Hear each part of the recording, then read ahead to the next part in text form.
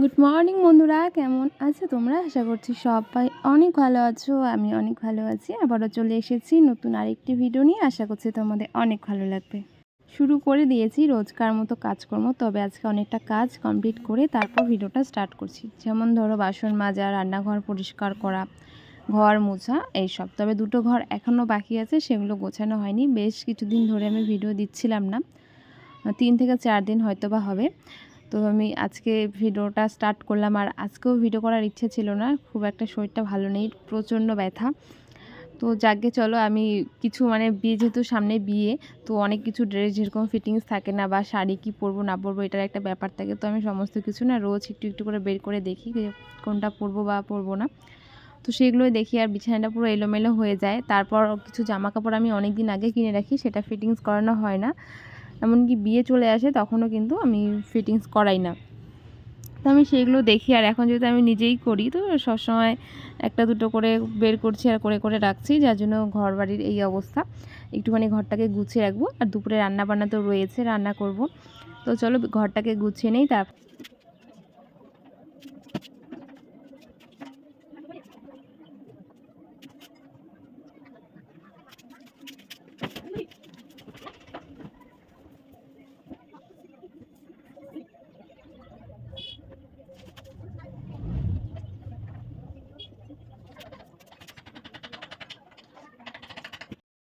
ঘর আমি অর্ধেক মতো গুছিয়েছি, আর এখন এই শাড়িটা মা এখানে রেখেছে, বিছানার মধ্যে রাখতে বারণ করি বলে এখানে রেখেছে। আর আমাদের ঘরে সেরকম কোনো জায়গা নেই কোথাও রাখার, সমস্ত কিছু ভাঁজ করেই রাখতে হবে, নয়তো এমনি রাখলে ভালো লাগে না। তো এখানে শাড়িটা রাখা হয়েছে, আর দেখো কিভাবে শুয়েছিল। যখন আমি শাড়িটা টান মারি তখন ও ঘুমটা ভাঙে, আর একটু যে আলসে দেয়, আর জায়গাটা কেমন কুঁচকে দিল ওদের যে নখুন থাকে সেটা দিয়ে। আর কীরকম লাগে দেখতে, এরা এরকম সব সময় করে। যখন আর কি আমি দেখি না তখনও করে, কখনো আমি ক্যামেরাবন্দি করতে পারি বা কখনো পারি না। এদের জন্যই আমার, বিশেষ করে এদের জন্যই আমার ঘরটা এত অগোছানো থাকে।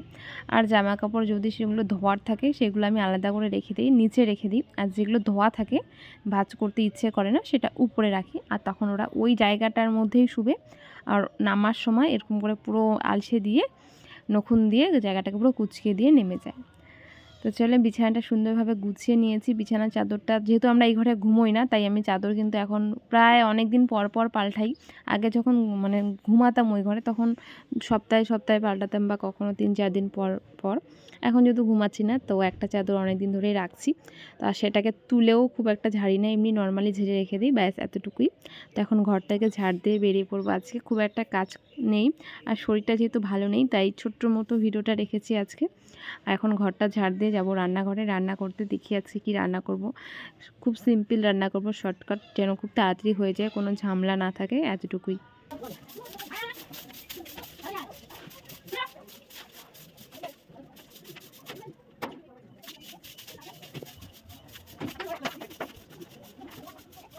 আস্তে আস্তে ঠান্ডাটা কিন্তু চলে যাচ্ছে, আর এখন দুপুরবেলা করে যেহেতু একদম অনেক দিন থেকে রৌদ্র দিচ্ছে, একটু হালকা গরম গরম লাগে।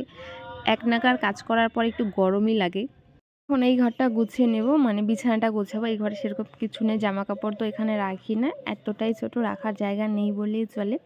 টুকিটাকি কিছু রাখা হয়, আর নয়তো এখানে কিছুই রাখা হয় না, শুধুমাত্র আমি আর মা ঘুমোই, আর তার সঙ্গে আমাদের চাঙ্গু মাঙ্গুগুলো তো আছেই। তো চলো বিছানাটা ভালো মতো গুছিয়ে নিই।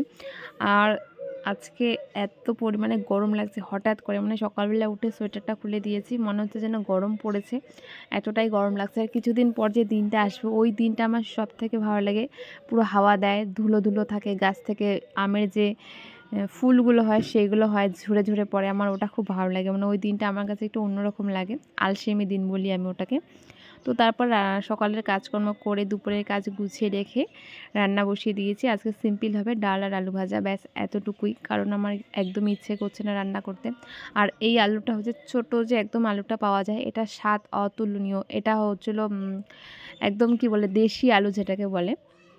তো মা বাজার থেকে খুব অল্প পরিমাণে কিনে এনেছে, এটা খুব একটা পাওয়াও যায় না। তো এটা এনেছে, আর এটা ভাজা করব, আর তার সঙ্গে মুগের ডাল করব আজকে, গাজর দিয়ে মুগের ডাল করব। আর একটা মানে গাজর তারপর বিট দিয়ে কিছু একটা করব।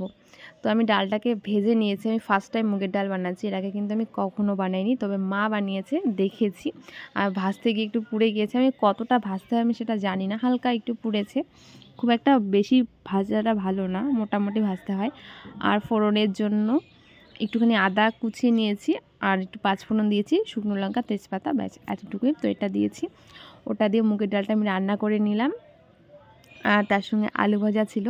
আর মা অনেক দিন আগে বিট নিয়ে এসেছে, তার সঙ্গে অনেকগুলো গাজর নিয়ে এসেছে, ভাবলাম সেটা দিয়ে কিছু একটা বানানো যাক। আমি ইউটিউবে অনেকবার রেসিপিটা দেখলাম, মানে আমি কখনো বানাইও নি, খাইও নি, ট্রাইও করিনি, ফার্স্ট টাইম করছি, ভয় ভয় লাগছে যদি নষ্ট হয়ে যায় কে খাবে। তো একটুখানি করে নিলাম, মানে দুটো গাজর, দুটো বিট আর 3-4টের মতো আলু নিয়ে এটাকে একটু রান্না করব, মানে আমি আমার স্টাইলে রান্না করব। একটুখানি জাস্ট আইডিয়াটা নিয়ে নিলাম ইউটিউব থেকে। তো এখন আমি রান্না করব এটাকে, একটু আদা আর কাঁচা লঙ্কা পেস্ট করে জিরে ফোড়ন দিয়ে, মানে জিরে বা কালো জিরে ফোড়ন দিয়ে ভালো করে ওটাকে একটুখানি ভেজে ভেজে নিব আর কি। শুকনো লঙ্কা দিয়েছি একটা, আদা আর কাঁচা লঙ্কা, দুটো কাঁচা লঙ্কা দিয়েছি। একটু ঝাল ঝাল হলে ভালো লাগবে, যেহেতু ওটা মিষ্টি, এতটাই ঝাল হয়েছে, আর খেতে কিন্তু সত্যি ভালো হয়েছে, আমি আবারও করব। তো এবার তারপর আলু, বিট, গাজর সবটাই একসঙ্গে দিয়েছি। বিট আর গাজরটা একটু বেশি সিদ্ধ হতে টাইম লাগে, তো সমস্ত কিছু একসঙ্গে দিয়েছি। হালকা একটু লবণ দিয়েছি, সামান্য পরিমাণে একটু চিনি দিয়েছি, আর লঙ্কার গুঁড়ো দিয়েছি, জিরে গুঁড়ো দিয়েছি, ধনে গুঁড়ো দিয়েছি, ব্যাস। আর খেতে দারুণ হয়েছিল। সন্ধ্যাবেলা মা নিয়েছে ডিম সেদ্ধ, মা খাবে দুটো, আমি খাবো একটা, কারণ আমি অনেকগুলো খেতে পারি না, তো মাকে দেখিয়ে দিচ্ছি আমি কোনটা কোনটা খাবো। তো চলো আমি ডিমগুলো খেয়ে নিই, যেহেতু এখন ঠান্ডা দিন পড়েছে, এখন প্রায় ডিম খাওয়া হবে। গরমের দিনে ডিম খেলে খুব একটা ভালো লাগে না, গরমের দিনে ডিম খাওয়াটা ঠিক না। তো এখন এই তো মা খাচ্ছে ডিম, আর আমিও খেয়ে নিচ্ছি। আমার কিন্তু ডিম সিদ্ধ খেতে দারুণ লাগে, আমি প্রায় খেয়ে থাকি। তো মা ভাত মানে সবজি তো রান্না করেছে, আর এমনি সেদ্ধ ডিমও আমরা খেয়ে নিচ্ছি। তো চলো আজকের মতো এখানে শেষ করছি।